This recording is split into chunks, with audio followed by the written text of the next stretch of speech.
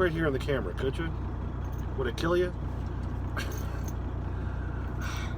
Clutch Trucker is filmed before a live studio audience. He's getting groomed tomorrow, whether he knows it or not.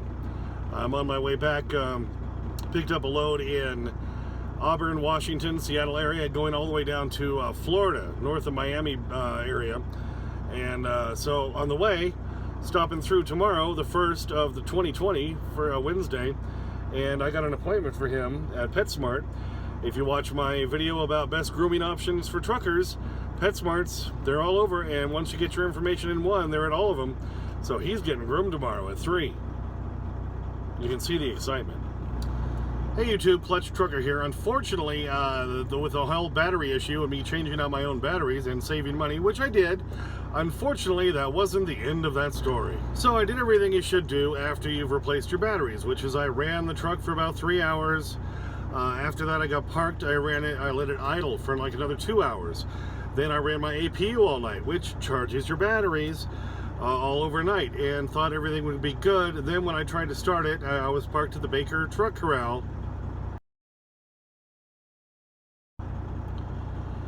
Then when I tried to start it on Sunday, well, no. And that's it. I'm like, really? Really? So are the batteries that weak? Well, no. At that point, it meant probably the starter's bad.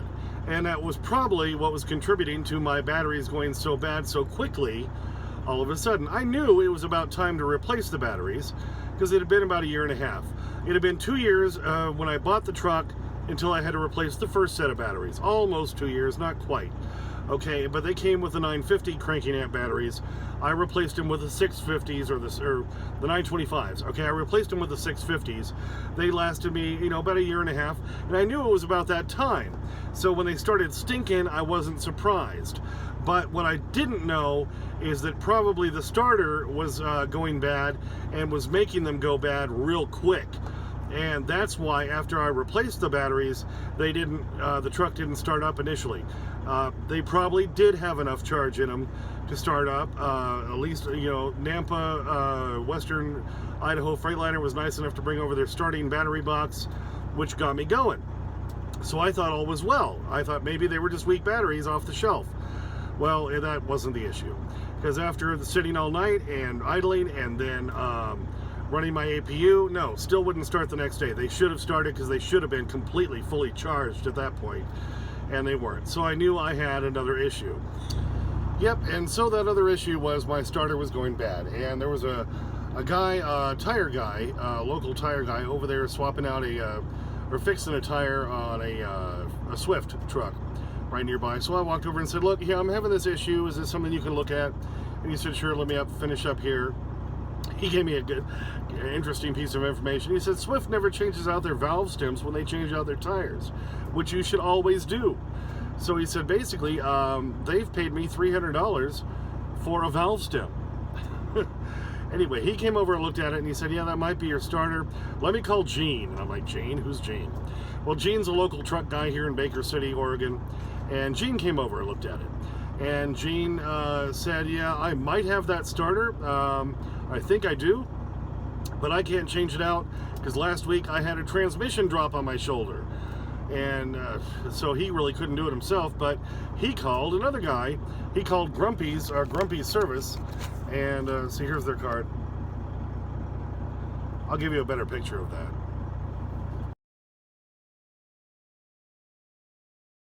So the card says, see Corey at Grumpy's. And so Corey, I think is who it was, came over. And it only took about another 45 minutes for him to show up. He's local too, which was nice. And so Gene and Corey had worked it out. So Gene was going to bring the starter that he had, which he thought would fit my truck, over to Grumpy's to Corey, and then Corey would bring it over and install it. So luckily, some local guys here in town, you gotta love the good old boys, man. I will go with good old local boys any day over a TA or Petro because they know their crap. And they're usually going to do you good. And they did.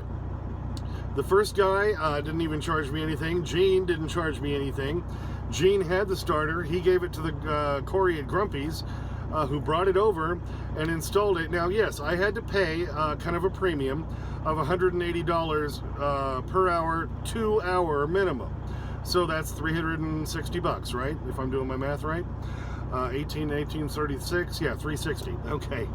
So I knew that, plus the cost of the starter, which was like $460, which I would have had to pay anyway, anywhere. If I'd gone to a Freightliner, yeah, I would have had to pay for the starter price, and their hourly labor rates are usually around 150, 160, so it wasn't that much less that I would have had to pay. Now, the other thing is, you go to a Freightliner, try to get in. It's going to be a day and a half, 2 days. This guy came right over and was able to do it and fixed it, and bang, I'm all done. So, you know, okay, I still had to do a road call, but this was one of the sweeter of road calls you can have as a truck driver, as an owner-operator. They were local guys. I didn't have to pay, I think I paid them $5 for mileage. Big deal, big hairy deal. And a Freightliner or TA or Petro is going to charge you like $38, $45 in shop fees. This guy charged me $10 for a couple of zip ties and a couple other things he used. Big deal. So probably that offsetting the labor rate that I had to pay on a Sunday night, mind you, of $180 for a 2-hour minimum. Any Freightliner or TA or Petro is going to charge you 2 hours to do that job. So I really didn't pay any more than if I had gone to a TA or Petro or gone to a Freightliner dealer. And like I say, try to get in. This happened right away. I didn't have to wait. And so that Gene guy, hey, props to you, buddy. You gave the other guy the starter. He had one. This is, again, the advantage to having the truck I have.